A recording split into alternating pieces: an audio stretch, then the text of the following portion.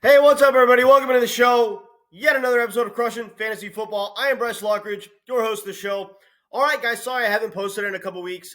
Just been extremely busy. I had some technology problems going on with some of my equipment here. So, it's good to be back. Sorry I haven't posted in a couple weeks, but the season is very close to being here. We're a little bit more than 2 weeks away from the season. So, I'm pumped. Things are about to go full force fantasy football. So, I'm back here to post and give you guys all the information I have on fantasy football to help you win your league. So today, we are going to be talking about late round quarterback steals. Now, obviously, there's a lot of people that want to draft quarterbacks early or in the middle rounds, and totally understood. Quarterbacks have high ceilings nowadays, so a lot of people are going to drafting quarterbacks early, but it's also really important to grab these late round quarterback steals either as your backup quarterback or as a player that you take as your first quarterback because you're still a player that likes to wait. So I'm going to be going over these late round quarterbacks, and I'm going to start right here with the first player on my list. And that is a player that is being massively disrespected in the fantasy community, and that is Dak Prescott. Now, despite the fact that Dak Prescott cannot win a playoff game, this dude is still a very good fantasy quarterback. I mean, look, he's loaded with offensive weapons, right? We've got CeeDee Lamb, the addition of Brandon Cooks. We've got Tony Pollard, who's basically a running back wide receiver hybrid. This offense usually leads the league in pace of play every year. It is in the top 5 in pace of play. This creates tons of big play opportunities, tons of scoring opportunities for the offense just because they're running so many plays. Dak Prescott is good at throwing the deep ball, although he could be an inconsistent passer. He's never shy to throw the ball downfield. The yardage potential on a weekly basis is tremendously high for Dak Prescott. This dude is a quarterback that will create huge yardage games for you. He has a really high weekly ceiling, and I think he's going to be a lot more consistent this year than he was last year because you look at the team last year and, well, first of all, they were winning solely with their defense because they really didn't have passing weapons outside of CeeDee Lamb, right? Because Tony Pollard didn't really get unleashed until the second half of the season, right? And they didn't have Brandon Cooks yet. And, really they had CeeDee Lamb, and that was it because Michael Gallup was on and off the field with injuries yet again like he is every season. This year we've got Brandon Cooks, Michael Gallup healthy to start the season, Tony Pollard starting the season as the team's workhorse running back. We've got a loaded room of pass catchers in addition of Jake Ferguson, a guy that can be a very good pass-catching tight end. I love Dak Prescott. He's being massively slept on. I wanted to be very careful who I considered a late-round quarterback and just like a mid-round quarterback, but in a lot of drafts, Dak is going in the later rounds. You've got to get this dude. He's a massive steal. Next player on my list is going to be Russell Wilson. Now, this is a guy who was obviously terrible last season, right? Russell Wilson was very bad last year, but the system was just a bad system. It was poorly coached. One of the worst head coaching jobs we've ever seen from Nathaniel Hackett. Now we enter one of the better coaches in the league in Sean Payton. I love this offense to bounce back. Jerry Jeudy is going to explode this year.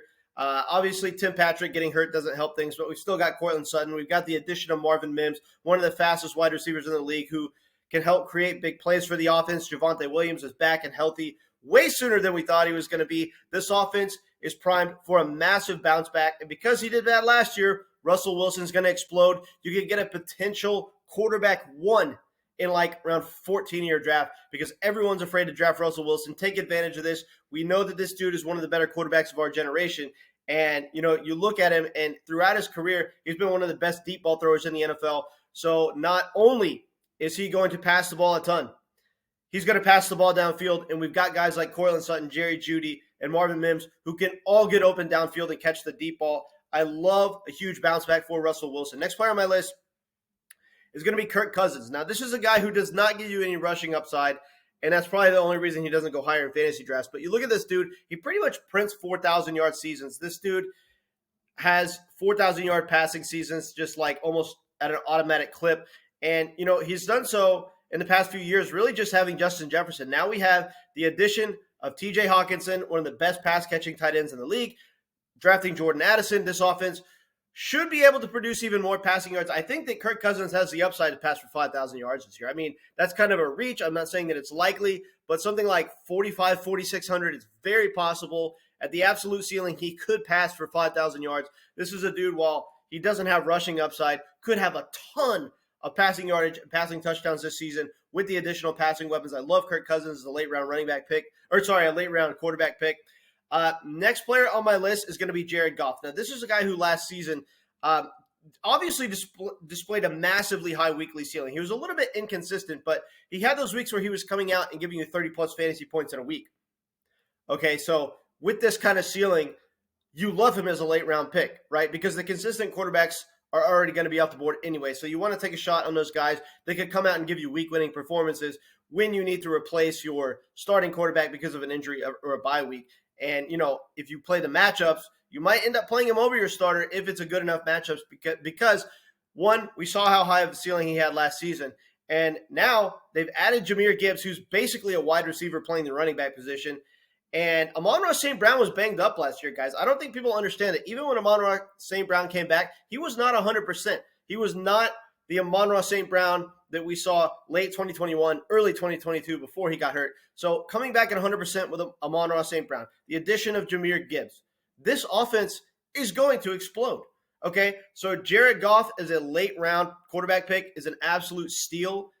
I would make sure to grab Jared Goff late as a quarterback pick. And last and final player on my list here, and this is one that I really like, that's going off in the later rounds, and that's Jordan Love. Now, this is a guy that, people have high expectations for him because they're like, or not necessarily high expectations, but what I'm saying is he has big shoes to fill, right?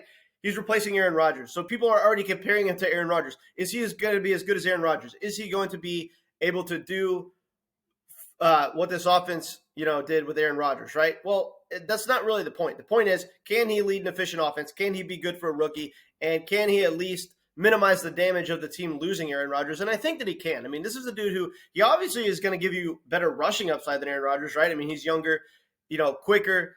He actually has the ability to get you some rushing touchdowns and some rushing yardage this season.